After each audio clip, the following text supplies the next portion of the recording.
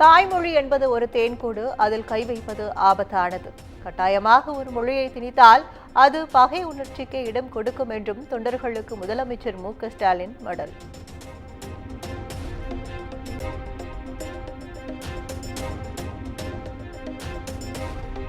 மொழிகளுக்கு இடையே சமத்துவம் என்பது இருக்க வேண்டும். மொழி திணிப்பு நாட்டின் ஒற்றுமைக்கே பாதிப்பை ஏற்படுத்தும் என்றும் முதலமைச்சர் மு.க.ஸ்டாலின் எச்சரிக்கை.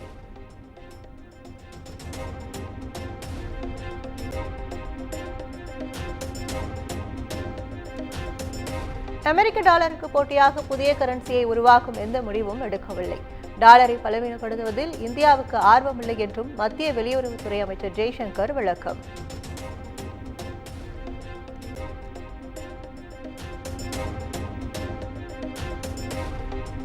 சிம்போனி இசை நிகழ்ச்சிக்காக லண்டன் புறப்பட்டு சென்றார் இசைஞானி இளையராஜா. இசை நிகழ்ச்சி தனது பெருமை அல்ல, நாட்டுக்கான பெருமை என்றும் பேட்டி.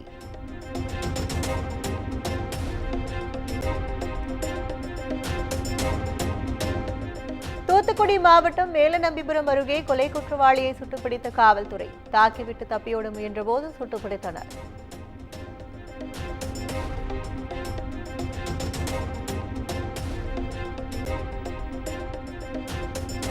டெல்லியில் பிரதமர் மோடியுடன் ஜப்பான் தொழில் அதிபர்கள் சந்திப்பு. இந்தியாவில் ஜப்பான் நிறுவனங்களை விரிவுபடுத்துவது குறித்து ஆலோசனை.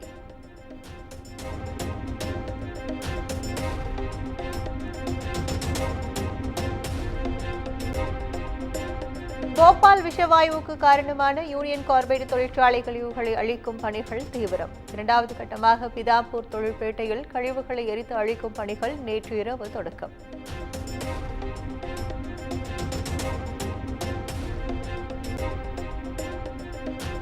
ஆந்திர மாநில பல்கலைக்கழகங்களில் பல மொழிகளை கற்பிக்க தீவிர ஆலோசனை. ஆந்திர முதலமைச்சர் சந்திரபாபு நாயுடு டெல்லியில் பரபரப்பு பேட்டி.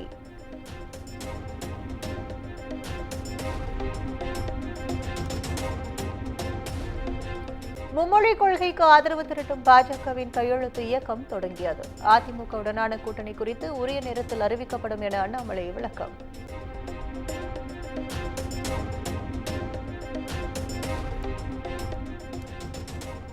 பாஜக எத்தனை கையெழுத்து இயக்கம் நடத்தினாலும் மக்கள் மனதில் மாற்றம் நிகழாது. இருமொழி கொள்கை தமிழக மக்கள் மனதில் பதிந்துள்ளதாக அமைச்சர் மா சுப்பிரமணியன் விளக்கம்.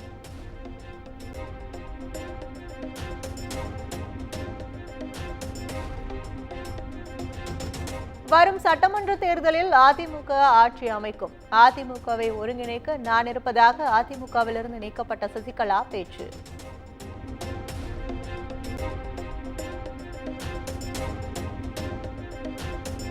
அதிமுக தனியாக தேர்தலை சந்திக்க பாஜக அனுமதிக்காது. கூட்டணி அமைக்க பாஜக நெருக்கடி கொடுக்கும் என திருமாவளவன் கருத்து.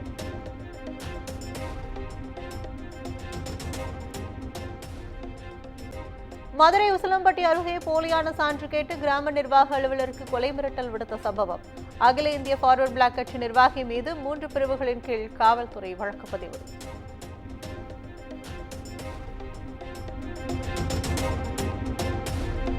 கள்ளக்குறிச்சி உளுந்தூர்பேட்டை புறவழி சாலையில் 2 லாரிகள் மோதி விபத்து. நீண்ட நேர போராட்டத்திற்கு பிறகு இடிபாடுகளில் சிக்கிய லாரி ஓட்டுநர் பத்திரமாக மீட்பு.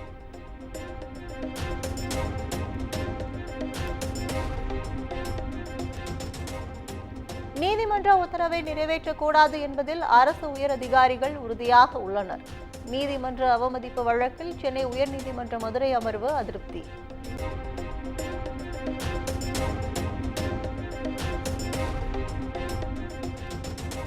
கிளாம்பாக்கம் பேருந்து நிலைய நடை மேம்பாலத்திற்கான நிலமெடுப்பு அறிவிப்பு ரத்து. செங்கல்பட்டு மாவட்ட ஆட்சியரின் அறிவிப்பை ரத்து செய்து சென்னை உயர்நீதிமன்றம் உத்தரவு.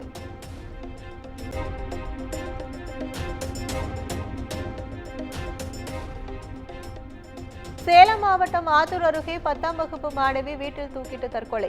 தற்கொலைக்கு சக தோழிகளே காரணம் என மாணவி கடிதம் எழுதி வைத்திருப்பதால் பரபரப்பு.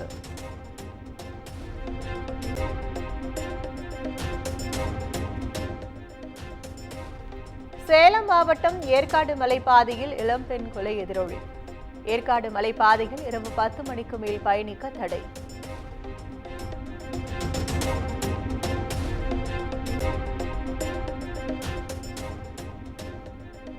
காட்டு யானைகள் முகாமிட்டுள்ளதால் பெரிதும் ஏரிக்கு செல்ல சுற்றுலா பயணிகளுக்கு தடை. மறு உத்தரவு வரும் வரை செல்ல வேண்டாம் என வனத்துறை அறிவுறுத்தல்.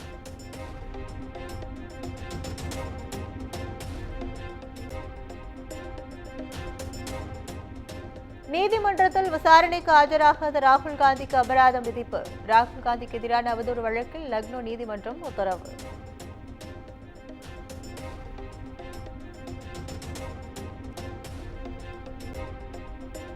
முகலாய மன்னன் அவுரங்கசீப்பை புகழ்ந்து பேசிய சமாஜ்வாதி கட்சி MLA Abu Azmi suspend. MLA Abu ஆஸ்மியை கடுமையாக விமர்சித்த உத்தரப்பிரதேச முதலமைச்சர் யோகி ஆதித்யநாத்.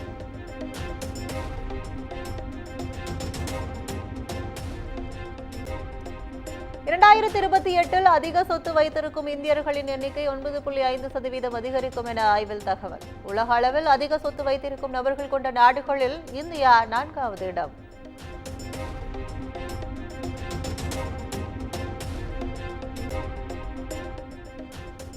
சாம்பியன்ஸ் டிராபி அரையிறுதியில் தென்னாப்பிரிக்காவை வீழ்த்திய நியூசிலாந்து. அபார வெற்றியுடன் இறுதிப் போட்டிக்கு முன்னேறிய நியூசிலாந்து அணி.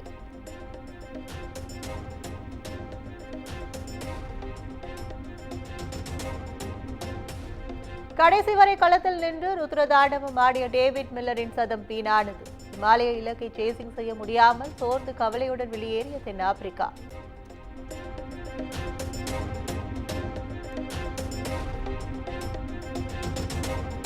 சாம்பியன்ஸ் டிராபி இறுதிப் போட்டியில் இந்தியா நியூசிலாந்து அணிகள் மோதல். கோப்பையை வெல்ல வரும் 9ஆம் தேதி துபாயில் இரு அணிகளும் பல பரீட்சை.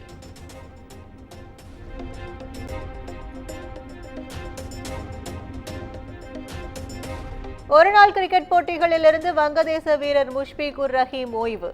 ஆஸ்திரேலிய வீரர் ஸ்டீவ் ஸ்மித்தும் ஒருநாள் போட்டிகளிலிருந்து ஓய்வு அறிவிப்பு.